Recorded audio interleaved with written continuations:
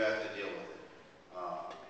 I am strongly in favor of an ordinance that will get a city crew out into neighborhoods and rebuild some of these sidewalks. I think we need to bring back our neighborhoods to standards program, where the city goes into an entire neighborhood, looks at the needs of that neighborhood, which obviously includes sidewalks, and then brings that entire neighborhood up to standards. Right now we have this hodgepodge improvement of a neighborhood.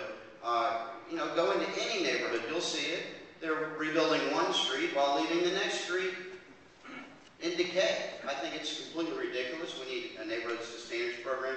I've personally driven around the city taking pictures of telephone poles and utility poles in ramps, and new ADA wheelchair ramps. It's the most ridiculous thing I've ever seen.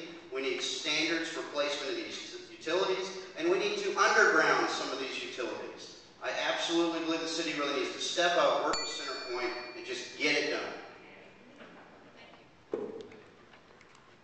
Next question goes to Ms.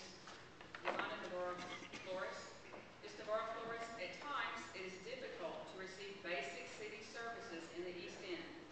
For example, responsive police calls and trash pickup. What will you do to ensure these services are received by all of District H residents? Well, for one, we need to really look at our policing program. I believe that we can have more police and more protection if we as our own neighbors, one, look out for one another, and if the city puts in more patrols, which would include, in my plan, a mobility task force composed of police service officers who would be out in the neighborhood on bikes and on segways to make sure that we have an extra set of eyes and ears in our neighborhood as a proactive movement to prevent crime.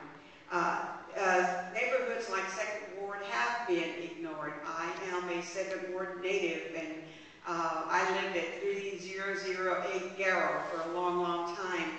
So 2nd Ward is very, very near to my heart, and I always consider it home. And definitely, we need to have a plan for the whole city, but I think that it's going to be very difficult because of the fact that we do have a shortage. But we do have other means by which we can increase a police presence, and we can do that by things such as the mobility task force. I think if we all work together, do things like create neighborhood telephone trees where we keep an eye out for each other, we know where to contact one another, and we become very proactive with our civic clubs and with our neighbors for our own self-protection. Thank you.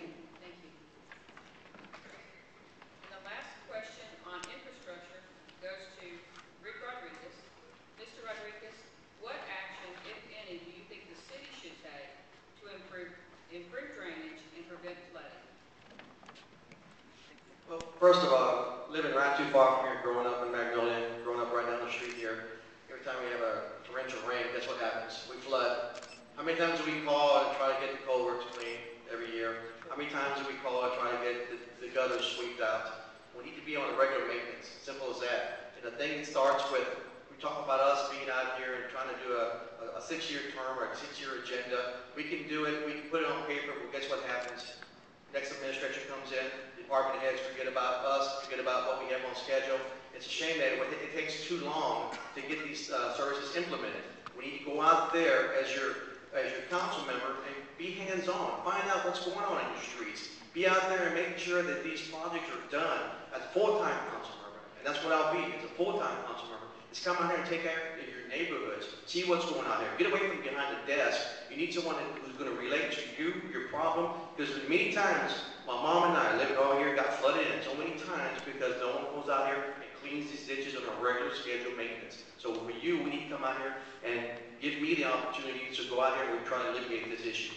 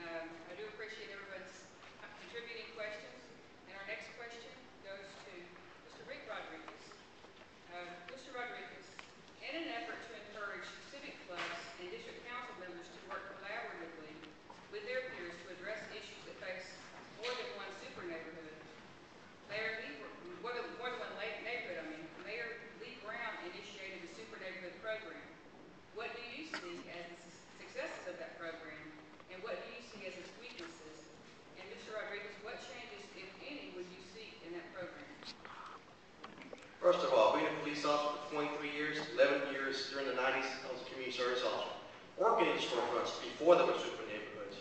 The model was taken from when I worked in Gulfton, in the Gulfton storefront, the Gulfton Action Council there. We had our boards, we had our civic organizations, we formed them to what we have now, super neighborhoods. The communication between us as police, the communication between the city and super neighborhoods, creating a communication barrier that we existed in the 90s. We got together, we got our programs together, and we were able to implement the programs that we need for the neighborhoods. You had to have open communication, and that's what we had back then. Now, we don't have any open communication.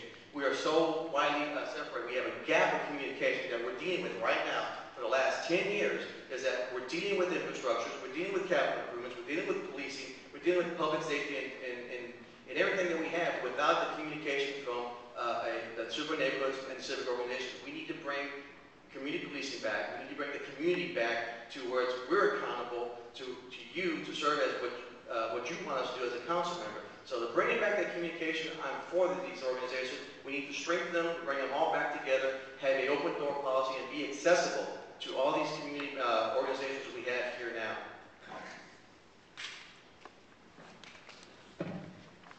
Next question goes to Yolanda Navarro-Flores. Ms. Navarro-Flores, children and some members of our elderly population, adults with cognitive disabilities, etc., and for instance, mental retardation, are often unable to care for themselves, and they are in need of daycare programs and recreational activities like those that the city funds for these populations. Would you support the creation of similar programs for the cognitively disabled? Absolutely.